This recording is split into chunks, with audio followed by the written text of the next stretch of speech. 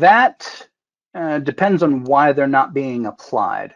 I would have to look at the specific error or reason why those machines aren't being checked in with the MDM server, because that's a process that happens. Basically, we send sort of a how the sausage is made sort of a thing. What happens is the profiles are published on our MDM server. The Mac checks in with MDM, or in fact, Apple's MDM pushes out to the machines that are registered with our MDM server to say, these profiles are available, you need to go get them. So Apple pushes that notification out, the machine then grabs the profiles and installs them. And all that should happen quietly in the background. If they're not getting installed, it could be a disconnect between the server itself where those profiles are hosted, or the machines themselves talking to Apple via the MDM. And if you're asking about expired certificates, that will definitely cause that to disconnect.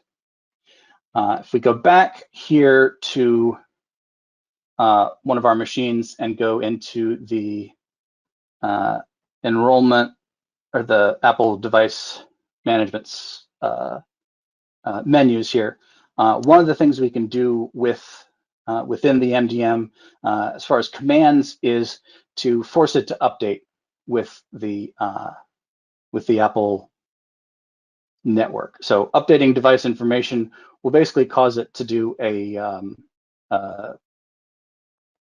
essentially a synchronize with Apple as far as do I have all the profiles and certificates that I'm supposed to, and so on. But also if the machine has been the software updated, or it has some new configuration and it's not being caught by the Apple device management, that will cause that to basically do a new assessment of the machine.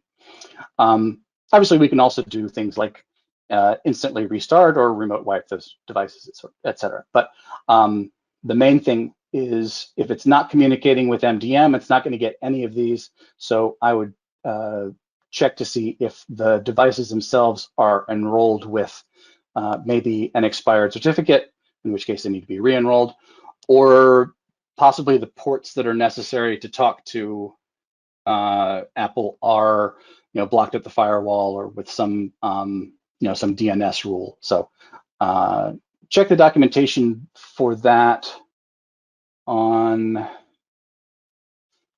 let's see,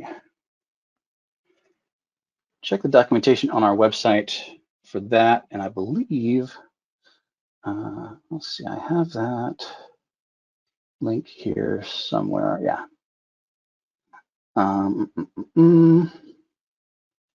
Yeah, so there are some ports that are recommended for the Apple push service to be enabled on the firewall. They will generally fall back to just the SSL port 443, but it's best if these are all open at the firewall level. So that might be worth looking at if your machines aren't checking in.